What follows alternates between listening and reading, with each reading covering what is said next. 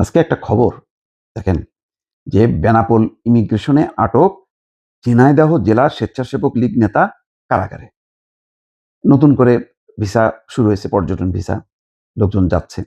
অনেকেই ইতিমধ্যে বলেছে যে এই ভিসাটা কি দেওয়া হচ্ছে আওয়ামী লীগের যারা পালায় আছে এখনো গুরুত্বপূর্ণ ব্যক্তি, তারা এখন বৈধ পথে চলে যাবে, সেই সুযোগ দেওয়া হলো কিনা। এটা সঠিক কি বেঠিক সেটা বড় কথা না।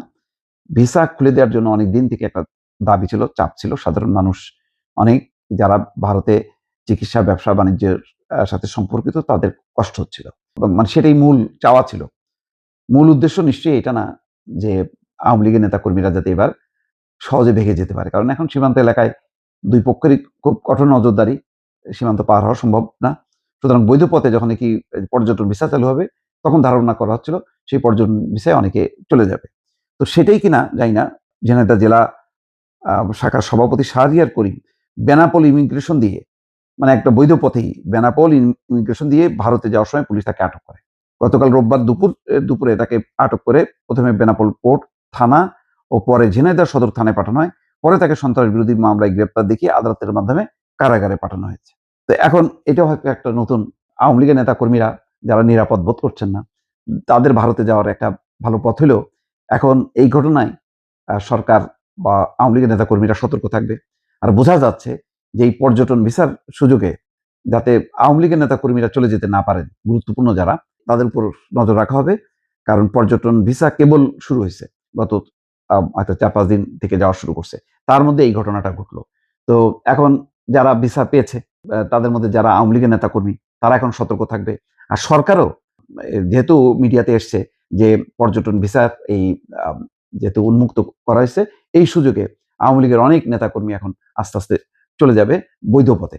তো সেই কারণে হয়তো সরকার কঠোর নজরদারি আছে। সেই নজরদারির আওতায় ঝিনাইদহ স্বেচ্ছাসেবক লীগের সভাপতি শাহরিয়ার করিম আটক হলো। এটা আওয়ামী লীগের জন্য একটা দুঃসংবাদ। আওয়ামী লীগের নেতাকর্মীরা হয়তো অনেকদিন থেকে অপেক্ষা করছিল যে পর্যটন ভিসা চালু হলে তারা বৈধ পথে নিরাপদে যাতে দেশ ছাড়তে পারে। এখন সেটা বন্ধ হবে। এখন কথা হলো যে যারা ইতিমধ্যে চলে গেছে, তাদের ভিসার মেয়াদটা কিভাবে বাড়ছে, কিভাবে তারা অবস্থান করছে, এই খবর কিন্তু পাওয়া যাচ্ছে না।